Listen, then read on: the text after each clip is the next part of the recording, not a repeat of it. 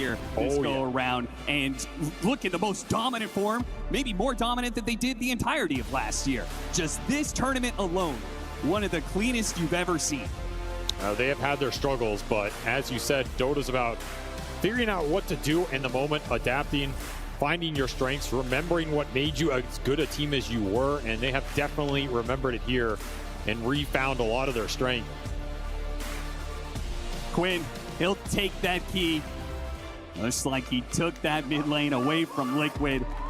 They will approach the trophy that they worked so hard for last year, but this year is the year of Gaming Gladiators, the absolute kings of the early game, an extremely dominant tournament throughout. And there you have it. Give it up for your champions, Gaming Gladiators.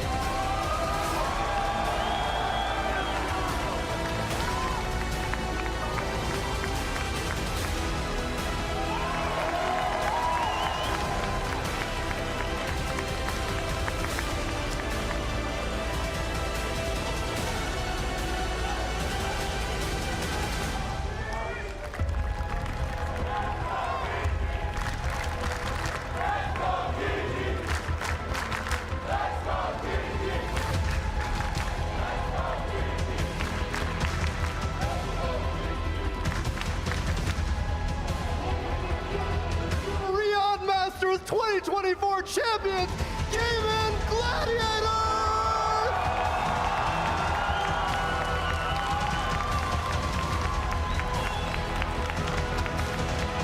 Quinn, my man, I've heard you remark yourself as more of a hard worker than a natural talent.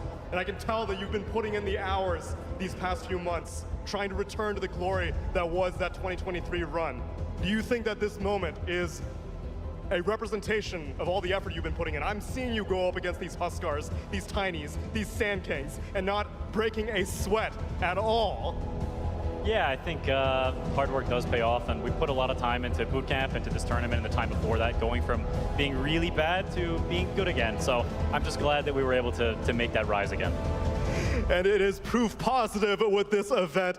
Tofu, I spoke with you just a couple of days ago where you were telling me about the trials and tribulations of maintaining consistency both within in-game and out of game. Do you feel like this is now reflecting that the effort was worth it and everything that you had gone through, the difficulties are making up for the rewards? We had a lot of difficulties before, and I feel like we've been trying for weeks and months, honestly, and especially this last stretch, we've been putting so much time, effort, and passion into this whole project, and I'm just super proud that it paid off and we could show what we're actually capable of. And what you're capable of is championships. And for Dyrachyo specifically, not just a championship, but a 3-0, one that you have claimed multiple times in the past. I remember during Kuala Lumpur, you thought it was going to be a 3-0, and yet you were not shaken. Once again, you show up here and you're like, it's going to be a 3-0. Are you just saying it, or do you actually have a read? I mean, they asked me to say it, but to be honest, I expect us to play well against Liquid because we have a really nice matchup. We also show it like yesterday, we kind of smacked them, so today it happens again. Which brings me to Celery. What is it about Liquid? Is it them, or was this just your tournament? It didn't matter who was going to show up in grand finals. You knew you had their number. Yeah, it didn't matter. We were ready. It's just that easy. I had a dream like a week ago we were going to win, so dreams come true sometimes. And the dream has come true. Ace, any closing thoughts for all of the Gaming Gladiators fans who have been waiting for your rise and your return to prominence and have been patiently rewarded?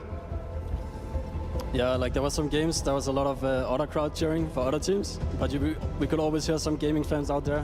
So I wanted to thank you all for that. You guys are the best. And it seems to me that the gaming fans are here in full effect. For one last time, please, a round of applause for your champions! And there is one more order of business, Celery. This trophy that you're holding and the key that you have put into it. You've been walking by the totem every single morning, and it's time to immortalize you in esports World Cup history. So shall we? And join me as we make our way over.